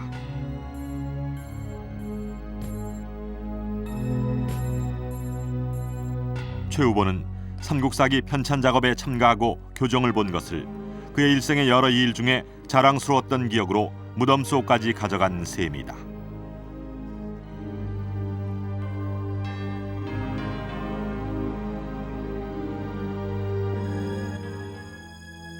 삼국사기 편찬은 김부식의 개인적인 관심에서 시작된 것이 아니다. 고려 사회가 전 왕조의 역사를 정리해둘 필요가 있었고 인종과 김부식은 그 필요에 따랐던 것이다. 12세기 인종을 전후한 시기에 그 무르익은 그 문화적인 감각이 아니었다면 삼국사기는 편찬되기 어려웠을 겁니다. 그 당시 문화가 그 정도로 수준이 높았다는 거겠죠. 그런 점에서 삼국사기는 그 시대의 문화적 감각, 문화 정도를 갖다 그대로 반영해준 그런 시대적 산물이라고 이렇게 얘기할 수가 있겠습니다. 김부식은 당시에 존재하던 삼국의 고기는 중국 역사에 비하면 내용이 너무 간단해 빠진 부분이 많고 문장이 나빠 교훈을 줄 수 없다고 한다. 또한 선비들이 우리 역사를 잘 모르는 것을 안타까이 여겨 책을 다시 쓰는 것이라 말하고 있다. 머릿말에서 결국은 내가 이 책을 왜 써야 되느냐 하는 그 이유가 우리나라의 그 글깨나 아는 사람들이 그렇잖아요. 중국 건 줄잘잘 알면서 내 걸 하나도 모르지 않습니까? 그러니 이게 얼마나 창피하냐. 결론적으로 이 책을 쓴 동기는 나를 알자, 우리를 알자는 뜻이 기본 틀입니다.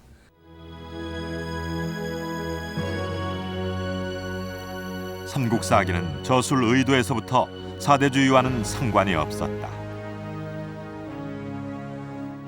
오히려 인종과 김부식은 우리 역사에 대한 관심을 고조시키려는 자주적인 의도로 삼국사기를 저술한 것이다.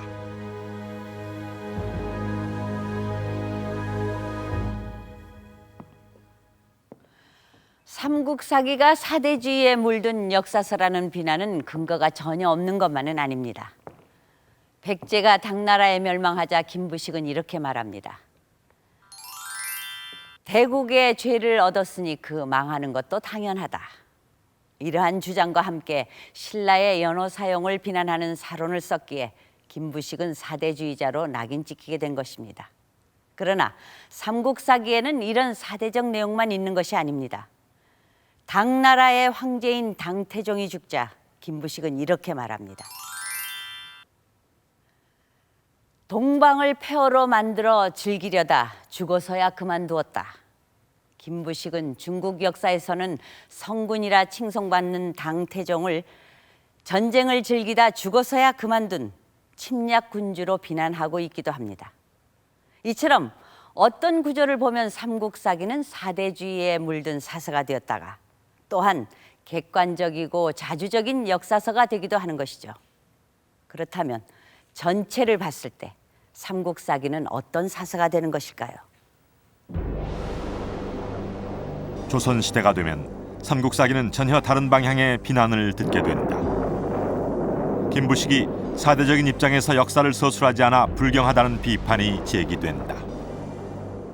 삼국사기가 조선시대 성리학자들 눈에는 신비적이고 비현실적인 사고들까지도 포함하고 있다고 하는 점에서, 그리고 조선 당대보다 덜 모화적이고 사대적이다고 하는 측면에서 비난의 표적이 됩니다.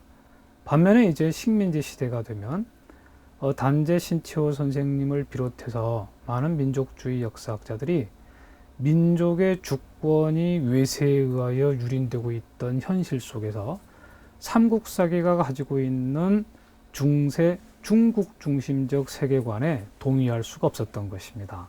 그러다 보니까 고려 당대의 비판의 내용과 조선 초의 그것, 그 다음에 실학자들이나 일제시대 민족주의 사학자들의 비판의 논조가 서로 상충을 하는 것입니다.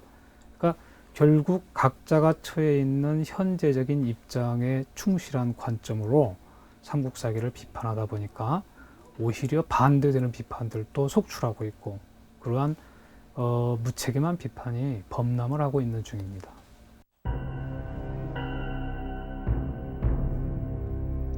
삼국사기에 대한 가장 심각한 비판은 삼국사기의 내용 자체에 대한 것이었다. 일제 식민사학자인 쯔다 소키치, 스에마스 등은 삼국사기의 초기 기록은 전혀 믿을 수 없다고 주장했다.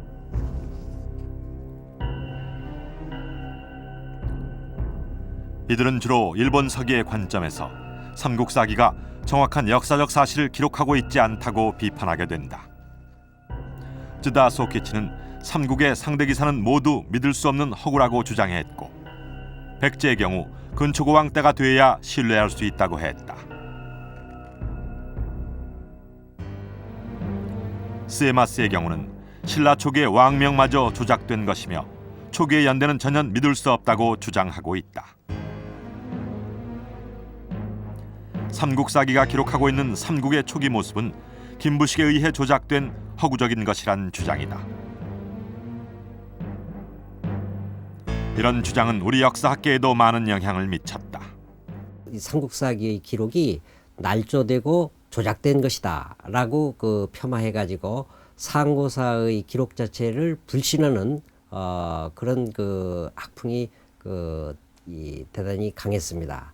그 결과 우리나라의 원로 사학자들도 삼국사의 초기 기록을 거의 불신했는데, 실은 삼국사기의 초기 기록을 불신하고서 우리 고대사를 설정할 수가 없습니다. 비록 고려 인종 때에 1145년에 삼국사기가 쓰였지만은 삼국사기가 근거로 한 자료는 고대의 이 자료들이 이용됐기 때문에 우리는 고구려나 백제 신라의 조그마한 수도 중심의 성읍 국가에서 영역 국가 정복 사업을 벌이는 이 국가의 발전사가 확인할 수 있을 정도로 우리 삼국사기는 대단히 소중한 자료입니다. 조선 시대에도 삼국사기처럼 국가에서 편찬한 관찬 사서에 해당하는 동국 통감이 있다.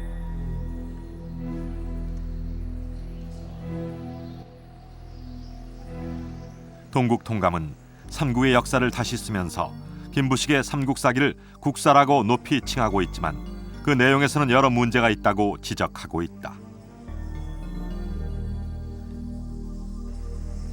권근은 삼국사기는 장황해 읽으면 잠이 생각나고 황당하며 허황된 거짓이 있고 이야기하는 사람이 불경하다라고 혹평하면서 유교적 사고방식이 철저하지 못함을 지적한다.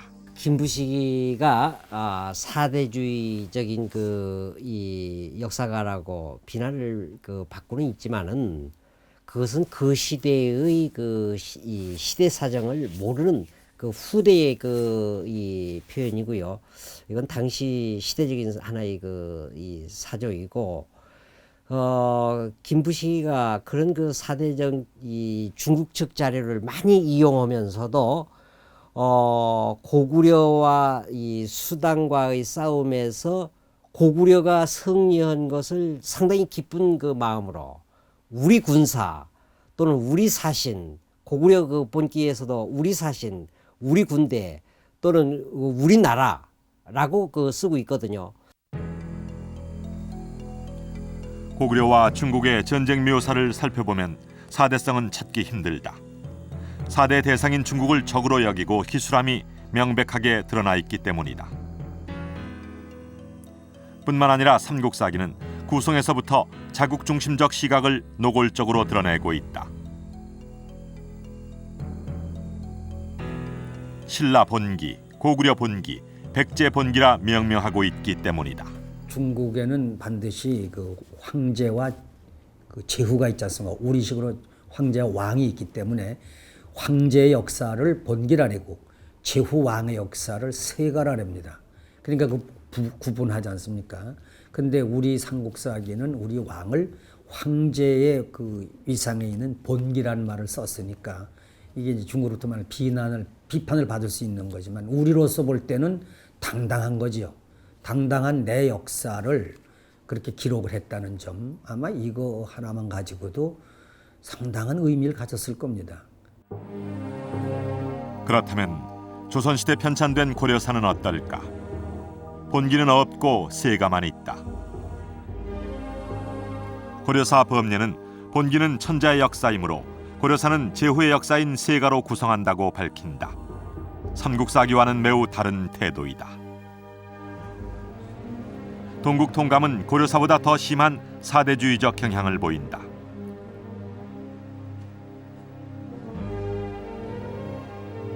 매년 반드시 중국 연호를 먼저 적어서 중국에 대한 존중심을 표시하기로 한 것이다. 더군다나 신라의 독자 연호는 표시하지 않기로 했다. 김부식은 비록 신라의 연호 사용을 비난했지만 그 연호는 모두 기록하고 있으며 삼국의 기사에 중국 연호를 먼저 표시하는 일은 없었다. 그는 고구려 본기의 사론에서 고구려가 작은 나라로서 중국과 싸워 자신을 지켜낸 사실을 매우 높게 평가하고 있다. 뿐만 아니라 중국 사서가 자국의 불리함을 숨겼다고 비판하고 있다. 사대주의자에게서는 나오기 힘든 주장이다. 고려의 왕을 황제로 부르고 금나라를 정벌해 북방 영토를 넓히자는 묘청과 정지상 등의 주장에 김부식은 반대합니다. 더구나 묘청이 서경에서 반란을 일으키자 김부식은 토벌 원수가 되어 서경파를 진압하게 됩니다. 신채호 선생은 이로 인해 우리 역사가 사대주의로 빠져들고 말았다고 합니다. 그런데 김부식이 사대주의자라면 그 사대의 대상은 어느 나라일까요? 고려보다 문화 수준이 떨어지는 여진족이 세운 금나라에 유학자 김부식이 진심으로 사대를 하기는 불가능할 것입니다. 그렇다면 당시 송나라는 어떤 상태였을까요?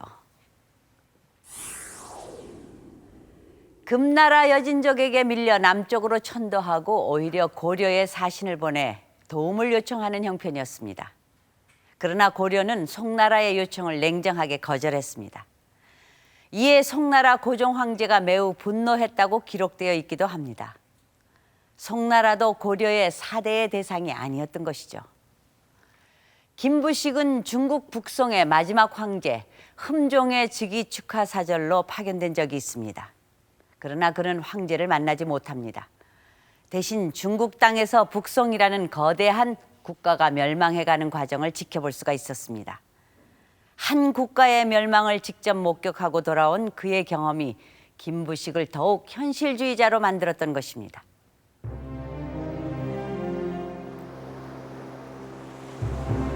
인종 4년인 1126년 김부식은 북송으로 떠났다. 두 번째 사신길이었다.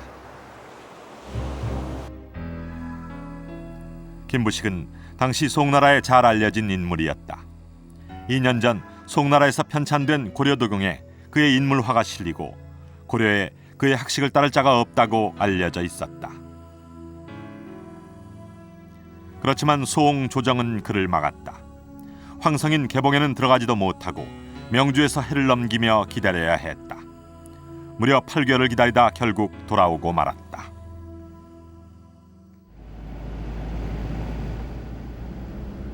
김부식이 들어가려고 했던 북송의 도성이었던 개봉.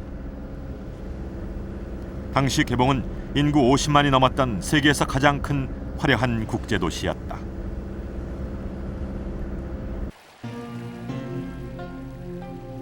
당시 이곳에는 서역을 비롯한 세계 곳곳의 문물이 모여들고 높은 문화 수준을 자랑했다.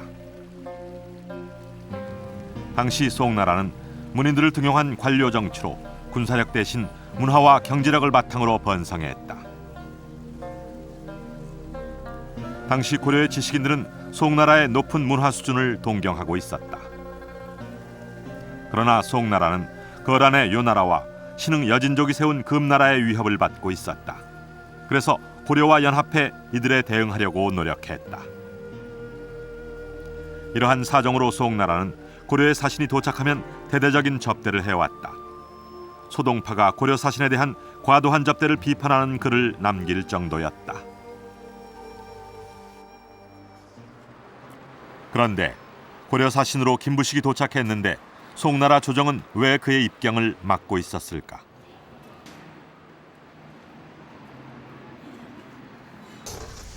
송사에 의하면 고려 사신이 송나라의 정보를 금나라에 유출시킬 가능성을 우려해 입경을 막았다. 因为这个时候，实际上北宋已经这个国势马上就要灭亡了，非常不安全。这时候金国这个势力也非常大，这时候他给宋实际上他已经不能和宋进行正常的这种外交活动了。 중화제국 송나라는 급속히 약화돼 갔다. 관리의 부패와 황제의 무능으로 국력은 기울고 여진족 금나라의 공격에 무너져가고 있었다. 휘종은 국가의 안위와는 상관없이 서화와 시문 그리고 도교에 심취해 있었다. 그는 퇴위 후 자신을 스스로 도군 태상 황제라 칭할 정도였다. 도군은 옥황상제와 함께 도교 최고신의 이름이다. 지역에서는 반란이 일어나고 국가의 힘이 날로 쇠약해지고 있었지만 소옹조정은 신비주의에 빠져들고 민심은 어지러워 있었다. 금나라가 급속하게 팽창하고 있었지만 이를 막아내기 위한 군사적인 노력은 전혀 하지 않았다. 대신 신의 힘으로 외적을 물리치기를 바랐다. 황제가 도교에 심취해 있어 신하들도 모두 이를 따라가기만 한 것이다.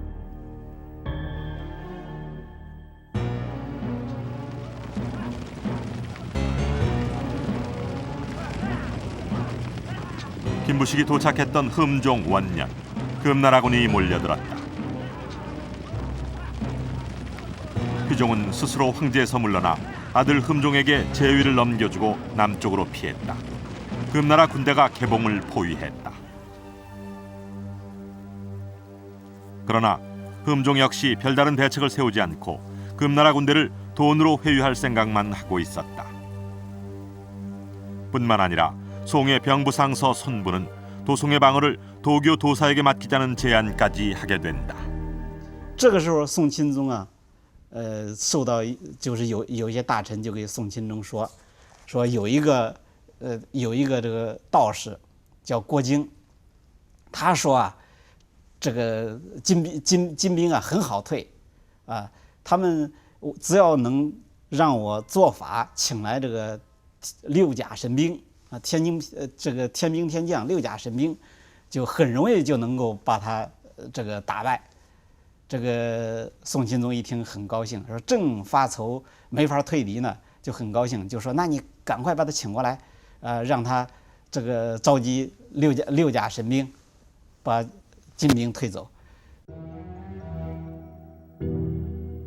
황제가 도교에 빠져 있었고 신하들도 이를 반대하지 않았기에 도성의 수비는 실제로 전투 경험이 전혀 없는 도교 도사에게 맡겨졌다. 도사 곽경은 출생일시가 육갑에 맞는 7,777명의 성민을 선발 육갑 신병을 구성했다. 곽경은 육갑 신병을 출병시키면 신의 힘으로 전투를 하지 않고도 금나라 군사를 물리칠 수 있다고 주장했다. 도사 곽경은 아무런 방비도 없이 도성문을 활짝 열고 육갑 신병과 함께 출병했다. 当时这个金兵攻城时候，主要它是在外城攻的宋东京的外城，外城在这个宋代东京城的东南城门首先攻破，就是郭京啊，那个道士郭京就是在东南城门在那儿做法。 结果做法败了以后啊，他就从东南城门跑了。金兵就从东南城门和正南门，叫南巽门，从这儿南巽门这2道城门进到城里边。进到城里边以后，这个城墙上的卫士啊，就基本上没有抵抗，就全部这时候宋钦宗就投降了。 이로써 북송에 활약했던 도성 개봉은 금나라군의 수중에 떨어지고 말았다. 세계 최고의 국제도시 개봉에 입성한 금군은 수천 명의 황족과 대신을 포로로 잡아 금나라로 끌고 가 노예로 삼았고 화려한 문화를 자랑하던 북송은 어이없이 멸망하고 말았다. 흠종과 그의 아버지 휘종도 금나라로 끌려갔다. 금태종은 흠종에게는 중혼후, 그 아버지 휘종에게는 혼독공이라는 칭호를 내려주었다. 모두 정신이 혼미한 사람이라는 모욕적인 칭호였다. 북송이 망하고 2명의 황제가 모두 금나라로 끌려가자 김부식은 아무런 소득 없이 고려로 돌아올 수밖에 없었다.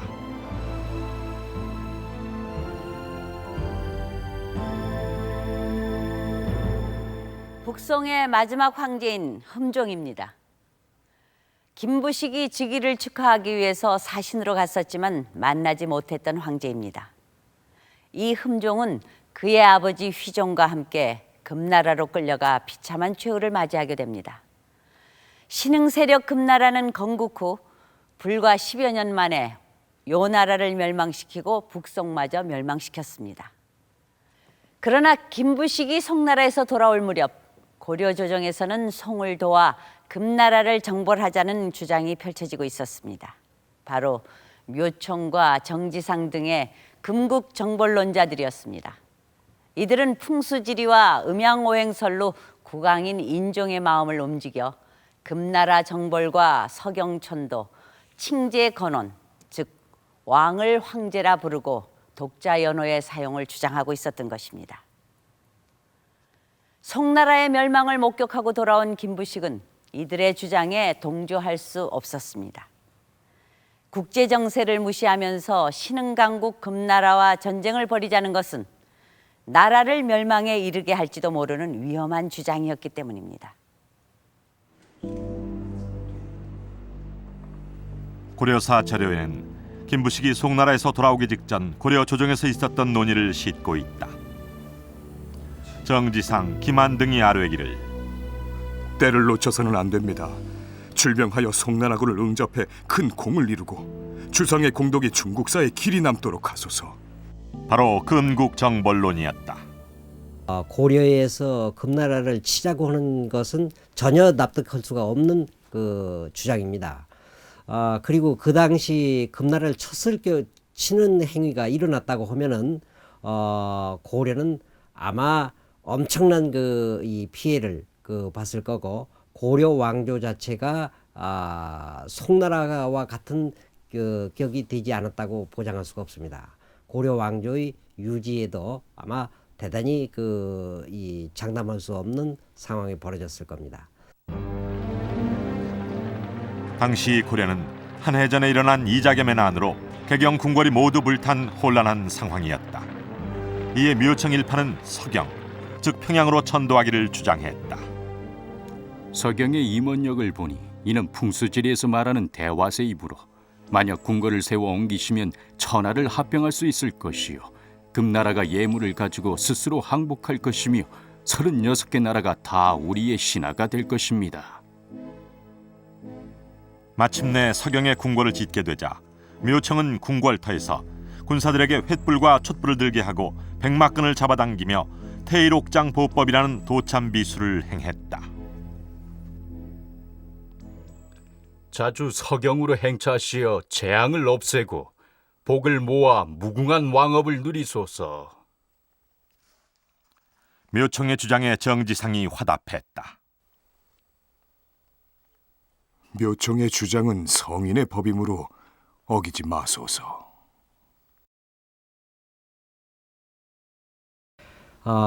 당시 그 정지상이 묘청은 성인이고 그 백수와는 아성이니까 모든 국정을 그들한테 그 자문을 해가지고 결정하자 하는 것을 서명하도록 했습니다. 그래서 당시 그 개성의 그 유학자였던 이모네라고 하는 사람들 이하 개성의 중신들이 그것에 그 반감을 갖기 시작했습니다. 인종이 서경 행차를 하는 도중 비바람으로 사람이 놀라 다치고 말이 죽는 일이 생겼다. 이때의 일이 고려사열전에 전해지고 있다. 내가 일찍이 오늘 비바람이 있을 줄 알고 우사와 풍백에게 왕의 행차가 있으니 비바람을 내리지 말라고 해 그렇게 하기로 허락한 바 있었다. 그런데 오늘 이들이 이렇게 시건을 하니 매우 가증스럽도다.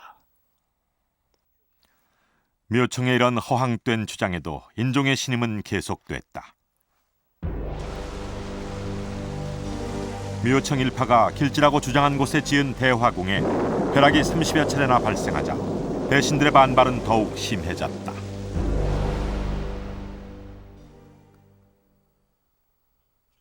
묘청과 백수한 등은 그 간사한 꾀를 방자히하여 회개한 말로 민심을 미혹해 하며 몇몇 대신과 관리들이 깊이 그 말을 믿고 위로 추상을 미혹해 하였으니 신은 장차 불측한 환란이 있을까 두렵습니다. 바라건대 묘청 등을 저작거리에서 죽여 화의 싹을 끊으소서. 이때 상황이 묘지명에 남아있다.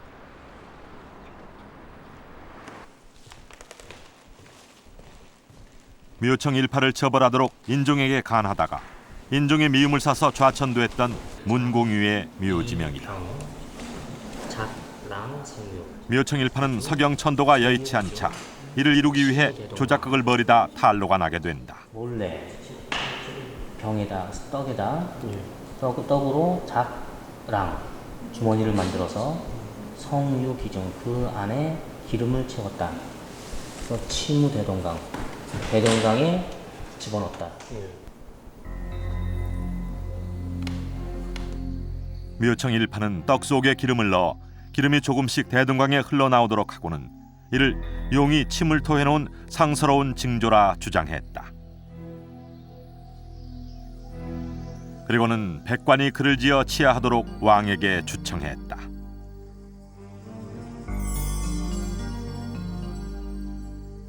그러나 이를 의심한 대신들은 강바닥을 조사하도록 해 조작임을 밝혀내고 말았다.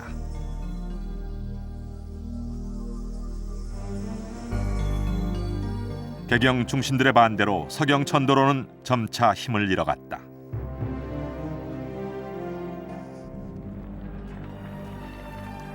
(1135년) 묘청은 평양, 즉 서경에서 조광, 유참 등과 함께 반란을 일으켰다. 반란군은 개경으로 통하는 자비령을 차단했다. 묘청의 반란군은 서북 여러 고을의 군대를 평양에 집결시키고 국호를 대위, 연호를 천개라 선포하고 개경으로 진격할 뜻을 밝혔다. 인종에게는 서경으로 와서 황제로 등극하기를 청했다. 이에 인종은 문신이었던 김부식을 평서 원수로 임명했다. 묘청의 난을 진압해야 하는 토벌원수가 된 것이다.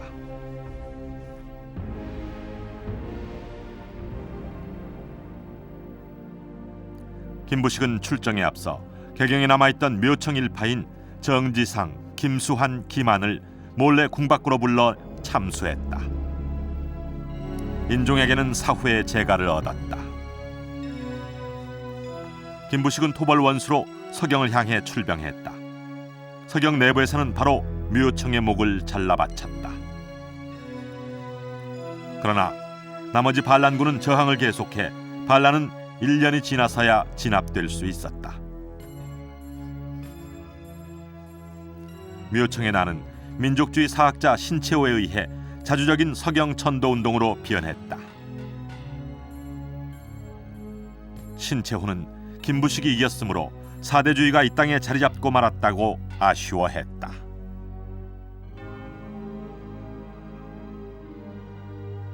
일찍이 신채호 선생은 묘청을 매우 높이 평가했습니다. 묘청의 난을 우리 역사상 가장 중요한 사건으로 이해했을 정도입니다.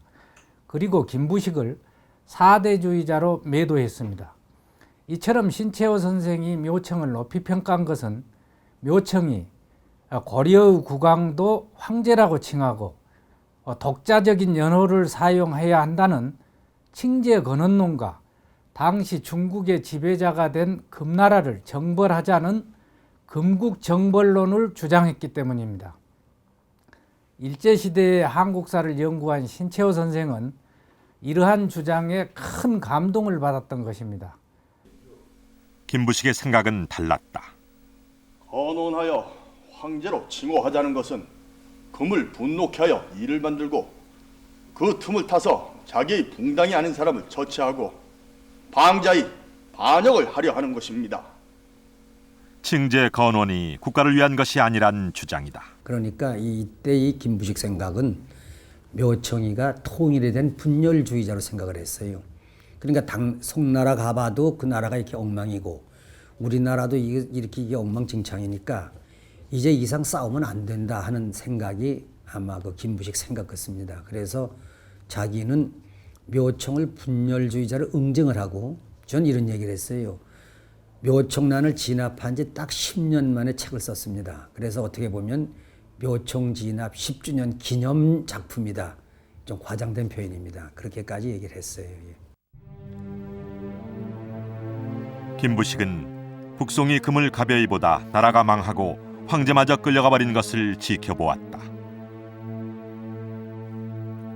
북송 멸망에 기여한 도교적 신비주의처럼 묘청 일파 역시 음양 도참비서를 주장하다가 결국 반란을 일으킨 것을 지켜보았다.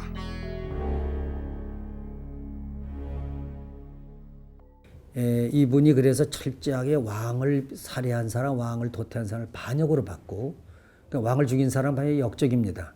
끝까지 왕을 지켜야 되니까 이건 우리가 김유신 전에도 그런 게 많이 나옵니다. 어떤 일이 있어도 왕은 받들어야 된다라는 것. 그러니까 연개 소문이니 국내 견훤은 거기서는 반역자로 이렇게 취급한 거는 그리고 등장하는 열전에 69명 중에서 22명이 국가를 위해서 죽은 사람의 기록입니다. 그러니까 이 책은 결국 우리는 나라를 위해서 죽자는 얘기입니다.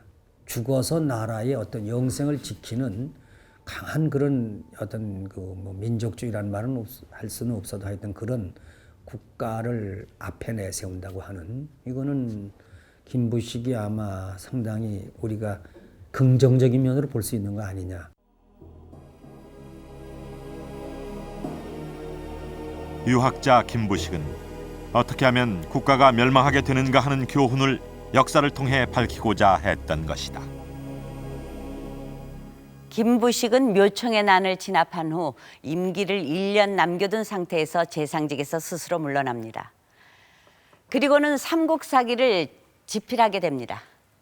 삼국사기는 김부식의 생각으로 만든 것이 아니라 고기, 그러니까 글자 그대로 옛날의 기록들을 토대로 하여 작성되었습니다. 여기에다가 김부식은 자신의 생각을 사론의 형식으로 첨부하게 됩니다. 그는 유교적 역사관에 입각하여 철저한 국가관을 강조하고 국가가 멸망에 이르게 되는 사건을 경계합니다. 또한 미신적이고 꾸며진 이야기로 보이는 내용은 줄이고 실제의 역사적 사실로 생각되는 기록만 남기려고 노력하게 됩니다. 그러나 이러한 역사 서술은 후대의 비난을 받게 됩니다. 제상직에서 스스로 물러난 김부식에게 인종은 삼국사기의 편찬을 명했다. 김부식은 10여 명의 관료와 함께 고기와 중국 사료 등을 참고하여 삼국사기를 집필. 1145년 12월에 드디어 삼국사기 50권을 완성하게 된다. 옛 기록은 어떻게 삼국사기에 인용됐을까? 삼국사기 잡지 제사조에는 유화 부인의 신묘가 만들어진 기록이 고기에 있다고 한다. 동명왕 14년 왕의 어머니 유화가 동부여에서 돌아가시니 그 왕 금화가 태후의 예로 장사 지내고 드디어 신묘를 세웠다. 이 고기의 기록은 고구려 본기 동명왕 14년 기사에 글자 한자 다르지 않고 동일하게 들어가 있음을 확인할 수 있다.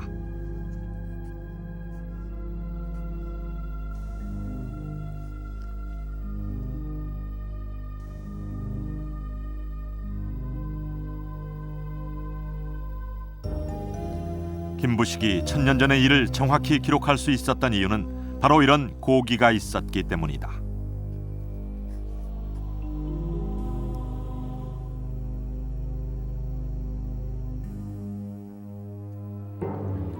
이런 고기록의 존재는 이규보의 동명왕 편에 잘 나타나 있다. 이규보가 구 삼국사를 구해서 보니 삼국사기와 내용이 달랐다고 한다. 삼국사기에는 없는 내용은 어떤 내용일까? 해모수가 5마리 용이 끄는 수레를 타고 다른 사람 100여 명은 고니를 타고 하늘을 날았다. 이런 기록은 삼국사기에는 없다. 누군가 꾸며냈거나 역사적 사실이 아닌 것으로 보이는 부분은 삼국사기에 들어올 수 없었다. 말채찍으로 땅을 그으니 구리집이 갑자기 생겨나고 하백이 잉어로 변하니 해모수가 수달로 변했고 사슴으로 바뀌니 승냥이로 변하고 꿩이 되니 매로 변해 쫓아갔다는 이야기는 모두 채택되지 않았다. 김부식이가 유교적인 합리주의를 표방한 까닭은 바로 그 묘청 등을 겨냥한 것이었다고 생각됩니다. 묘청이나 또는 석영천도를 주장한 사람들이 음향비술, 풍수지리 이런 것을 통해서 자신들의 주장을 합리화하려는 한 데 대해서 김부식이 대단히 반감을 가지고 있었다고 생각됩니다. 그래서 김부식은 합리적으로 이해하기 어려운 사실들은 가능한 한 역사에서 배제하려고 했던 것이 아닌가. 최남선은 삼국유사 해제에서 신비로운 이야기를 채택하지 않은 김부식을 비난했다. 유교로서 괴이한 것을 말살하기를 꺼리지 않고 천하게 보이는 것은 변개를 서슴지 않고 작구에 맞춰 느리고 줄이고 깎아내고 첨가하고 취사와 전제를 예사로 했다고 주장한다. 삼국사기는 설화적인 내용이 많이 빠졌지만 이는 역사적 사실만을 바르게 기록해야 하는 역사서로서는 당연한 취사 선택인 것이다. 김부식이는 철저하게 문헌 실증 그 사학에 바탕을 둔 사람이거든요. 그렇기 때문에 그가 문장을 통해서 고친 부분이 있습니다. 그것은 역사를 서술할 때에 그건 자기 문장으로 써야 되는 것과 마찬가지로 과거에 수리부작이라고 해가지고 옛날 그 자료를 그 내용 자체를 바꾼다고 하는 것은 상상할 수 없는 겁니다.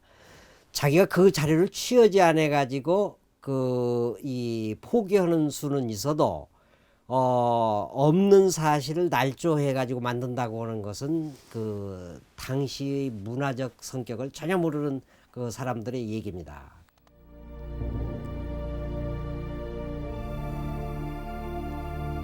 김부식은 사론에서 신라고사에서 금괴가 하늘에서 내려왔으므로 성을 김씨로 했다는 사실은 괴이해서 자신은 믿지 못하지만 그 전승이 오래됐기에 삭제하지 않고 기록했다고 적고 있다. 미신적인 사료도 역사적 가치가 있으면 버리지 않았던 것이다. 삼국사기에는 신라에 대한 내용이 가장 많습니다. 뿐만 아니라 국력이 가장 미약했던 신라가 고구려보다 먼저 건국된 것으로 기록돼 있습니다. 현재 일부 학자들은 신라가 고구려보다 건국이 더 빠른 것으로 서술된 삼국사기에 문제가 있다는 지적을 하기도 합니다. 삼국사기는 고구려가 705년 동안 존속했던 것으로 기록하고 있습니다.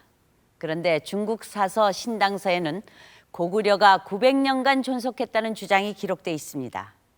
그렇기 때문에 경주 출신인 김부식의 삼국사기를 신라 중심으로 만들기 위해 고구려사를 고의로 삭제하지 않았는가 하는 의심이 줄곧 제기되어 왔던 거죠. 과연 김부식은 신라의 역사를 높이기 위해 고구려의 초기 역사 200년을 삭제한 것일까요? 그런데 이 자료를 한번 보시죠. 당나라로 건너가 죽은 고구려 유민 고자의 묘비입니다.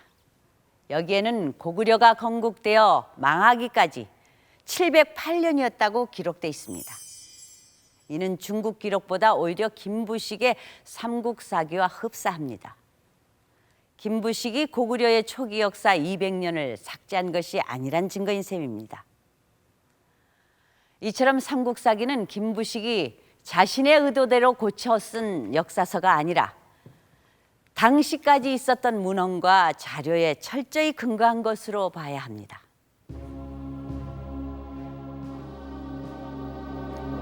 삼국사기 50권에는 신라의 기록이 가장 많다.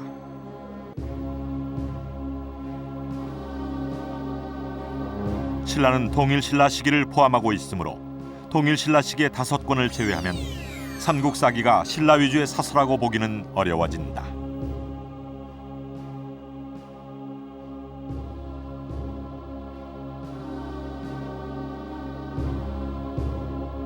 전체 분량에 있어서는 신라사가 많이 되는데 통일 이전의 역사만을 따져보면 오히려 고구려 역사 부분이 신라보다 많습니다. 그 다음에 그 잡지나 열전이나 이러한 데에서는 자료가 없는 채로나마 삼국의 균형을 맞춰서 편사하려고 고민한 흔적이 역력합니다. 삼국사기 열전의 경우 고구려 백제의 열전은 매우 빈약하다.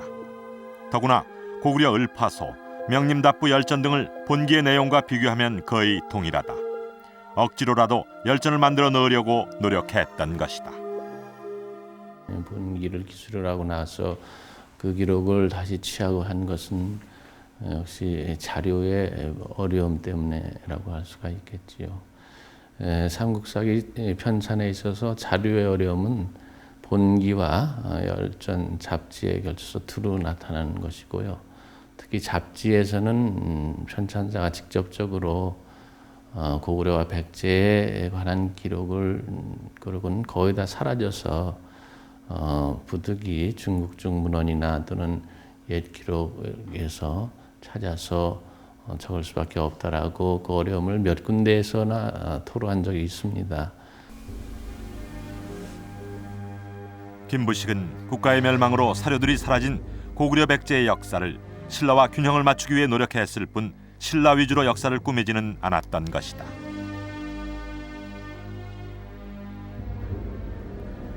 삼국사기가 편찬된 후 140년 인각사 주지로 있던 일현 스님이 삼국사기에 누락된 다양한 자료로 삼국유사를 편찬하게 된다. 일현 스님은 주로 설화와 전설 그리고 불교 사찰을 중심으로 남아있던 자료에 의존해 삼국사기에 전혀 등장하지 않는 다양한 이야기를 남겼다. 일현 선사가 머물렀던 고려 시기의 건물 유적. 바닥에는 당시 주춧돌 자리가 그대로 나타나고 있다. 이곳에서 일현 선사는 삼국유사를 집필했던 것이다.